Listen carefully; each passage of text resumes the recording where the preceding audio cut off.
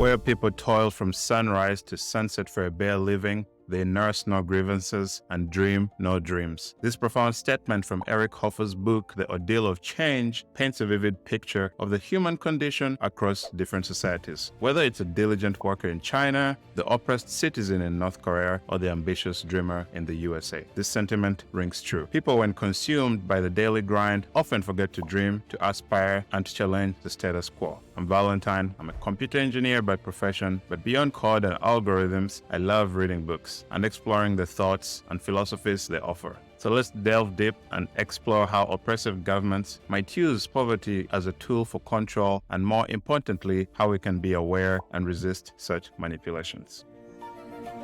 Picture cold winter in Soviet-era Moscow.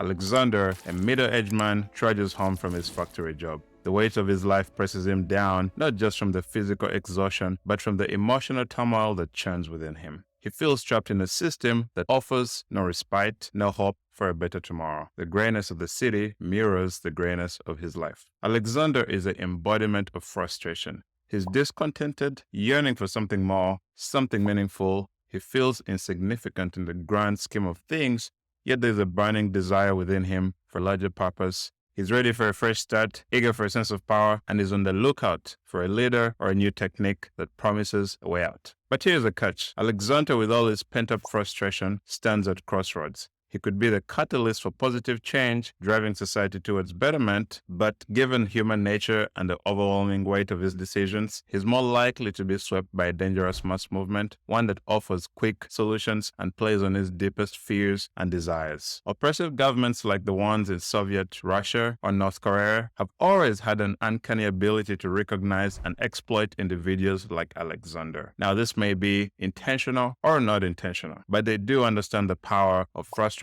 masses and have perfected the art of manipulation. In this intricate dance of emotions and manipulations, the frustrated individual seeking change and purpose often becomes the very tool of his own oppression. The question is, can Alexander and those of us like him recognize this before it's too late?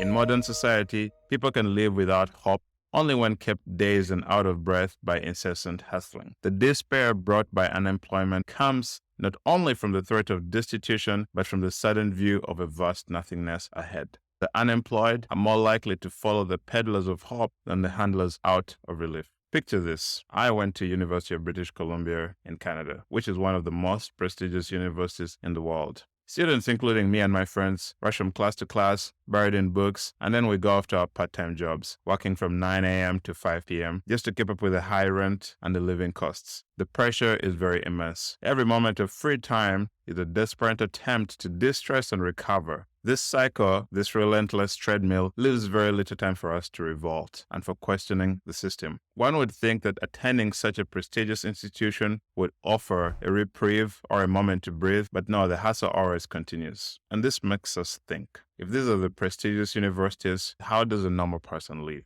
How do they fare in this world? This leads us to the next quote. The poor on the borderline of starvation live purposeful lives. To be engaged in a desperate struggle for food and shelter is to be wholly free from a sense of futility. Their goals are concrete and immediate. Every meal is a fulfillment. To go to sleep on a full stomach is a triumph, and every windfall is a miracle. What need could they have for an inspiring super individual goal which would give meaning and dignity to their lives? Where people toil from sunrise to sunset for a bare living, they nurse no grievances and dream no dreams. This is one of the reasons for the unrebelliousness of the masses in China and North Korea.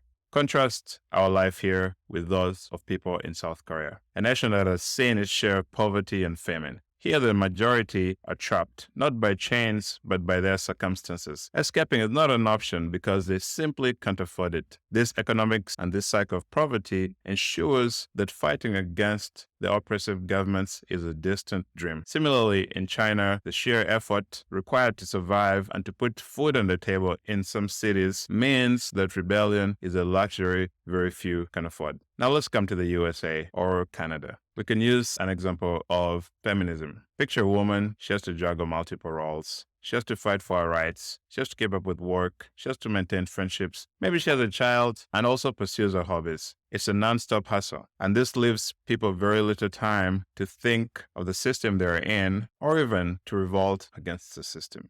The trick is to keep the person frustrated but not too frustrated. Just give them enough to get by but not allow them to thrive. In this way, they will always stay in that cycle. Another example could be a student in San Francisco drowning in student debt with the city's high cost of living breathing down his neck. Every penny he earns goes straight to his bills and he has very little to save. This incessant hustle, this treadmill of survival, ensures his silence, give him just enough to survive, and he won't complain. And this leads us to the next realization, which is explained very well in this quote. Misery does not automatically generate discontent, nor is a discontent directly proportionate to the degree of misery. Discontent is likely to be highest when misery is bearable, when conditions have so improved that an ideal state seems almost within reach. And then also in the next quote, it is not actual suffering, but the test of better things which excites people to revolt. In the USA, with its higher standards of living, the sting of inequality is felt more acutely. It's a paradox. In places like Uganda, where I'm from, the baseline is very different.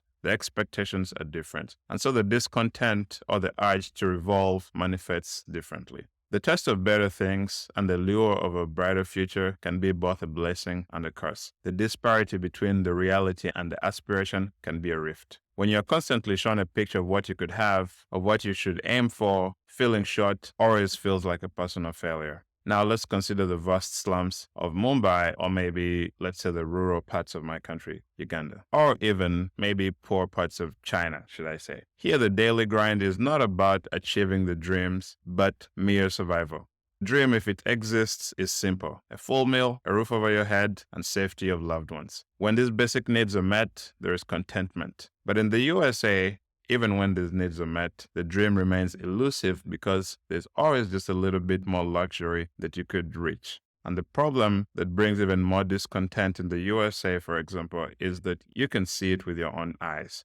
And this raises the discontent in us. This is where oppressive governments can step in. They can recognize this discontent and this gap between reality and aspiration, and they can exploit it by offering us movements to follow, or by giving us something that can keep us busy, but never thinking. Now, I'm not sure if this is intentional or not intentional, but that's just a state of things, and that is a cycle of most of us. By keeping the masses busy, by ensuring that the masses are always suffering, hustling, and always chasing, they ensure that there's no time to think.